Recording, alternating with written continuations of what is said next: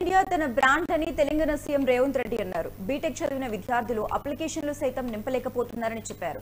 అలాంటి వాళ్లకు ఉద్యోగాలు ఇస్తే తాము మరో ఉద్యోగం వెతుక్కోవాల్సి వస్తుందని కంపెనీల ప్రతినిధులు చెబుతున్నారని అన్నారు. ఇంజనీరింగ్ కాలేజీలో నాణ్యత కొరవడిందన్న రేవంత్ ప్రతి ఏటా 1,10,000 మంది గ్రాడ్యుయేట్లు బయటకు వస్తున్నారని చెప్పారు.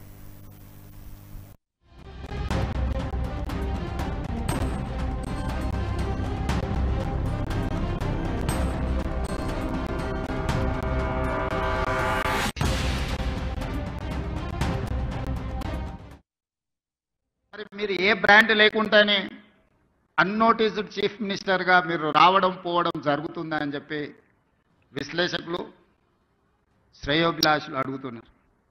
నేను ఒక మాట చెప్పదలుచుకున్న ఈ వేదిక మీద నుంచి విశ్లేషకులకు విమర్శకులకు ఈ రాష్ట్రంలో ఉండే ప్రజలకి young India is my brand. I wanted to create an brand that is called young India. వేల సంవత్సరాల చరిత్ర కలిగిన మానవుల కోసం దేశాలు సరిహద్దులు అనేటివి కృత్రిమంగా మనం సృష్టించుకున్నవే. ఒకప్పుడు రాజ్యాలు ఉన్నప్పుడు బలవంతుడైన రాజు ఆక్రమించుకుంటూ పోతే పెద్ద పెద్ద రాజ్యాలు ఉండేవి.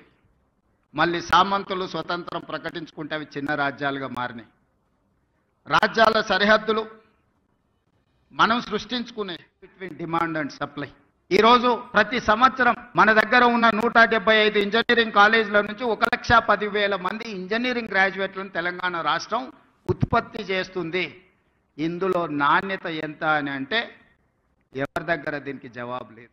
Just like that engineering graduate పట్టా తీసుకొని వస్తే వాళ్ళ తల్లిదండ్రులు పాపం గ్రామీణ ప్రాంతాలలో మా పిల్లవాడు ఇంజనీరింగ్ చదువుకున్నాడు, ముఖ్యంగా నా నియోజకవర్గం నుంచి పేదవాళ్ళు వస్తుంటారు, సార్ నువ్వు ముఖ్యమంత్రి గారివి ఎలాంటి పెద్ద కంపెనీలకు చెప్తే మా పిల్లోడికి ఉద్యోగం వస్తుంది.